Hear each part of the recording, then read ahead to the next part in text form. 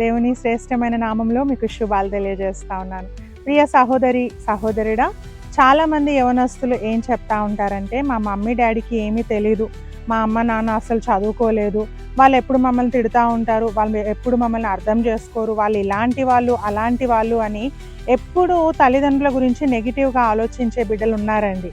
అయితే వాక్యం చెప్తా ఉంది, ఎఫెసీలకు రాసిన పత్రిక 6:2 చదువుకుందాం. నీకు మేలు కలుగునట్లు నీ తల్లిని నీ తండ్రిని సన్మానింపుము. హల్లెలూయా.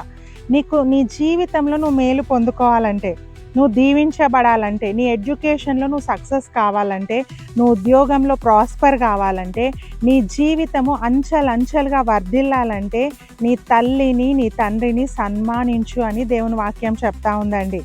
ఈరోజు చాలామంది బిడ్డలు దేవుని మాటను అస్సలు వినట్లేరు. వాళ్ళు దేవుని మాటను పక్కన పెట్టేస్తూ ఉన్నారు. తల్లిదండ్రుల మీద అరుస్తూ ఉంటారు, తల్లిదండ్రులతో గొడవ పడుతూ ఉంటారు, వాళ్ళని అస్సలు లెక్క చేయరు. అందుకే జీవితంలో బ్లెస్సింగ్స్ లేవండి. వాళ్ళు ఎలాంటి వాళ్ళైనా పర్వాలేదు, వాళ్ళు చదువుకున్నా చదువుకోకపోయినా, నిన్ను అర్థం చేసుకున్నా చేసుకోకపోయినా, నువ్వు మాత్రం వారిని గౌరవించాలి, వారి మాట వినాలి. ఎందుకంటే ఇది దేవుడు చెప్తున్నాడు కాబట్టి అండి.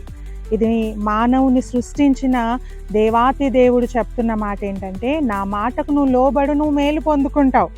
సో నువ్వు మేలు పొందుకోవాలంటే నీ తల్లిదండ్రులను నువ్వు సన్మానించాలి. వాళ్ళు ఎలాంటి వారైనా పర్వాలేదు, దేవుని ప్రేమ చూపించండి, గౌరవించండి, వాళ్ళ మాట వినండి, వాళ్ళు చెప్పినట్టు నడుచుకోండి. మీ జీవితాలు అద్భుత రీతిగా వర్ధిల్లుతాయి. మీరే ఆశ్చర్యపోతారు, ఇన్ని మేలులు నా జీవితంలో ఎందుకు ఉన్నాయని. నేను చెప్పగలనండి, చాలామంది యవనస్తులు నేను చూశాను, ఎవరైతే దేవుని మాటకు విధేయత చూపించారో, ఎవరైతే తల్లిదండ్రులు ఎలా ఉన్నా వారిని ప్రేమించారో, తల్లిదండ్రులు లెక్క చేయకపోయినా వారిని గౌరవించిన పిల్లలు ఈరోజు ఉన్నత స్థానంలో ఉన్నారండి. నేను అబద్ధం చెప్పట్లేదు. సో నువ్వు కూడా అలా ఉండాలి అంటే నీ తల్లిదండ్రులను సన్మానించు. దేవుడు నిన్ను దీవించును గాక. God bless you.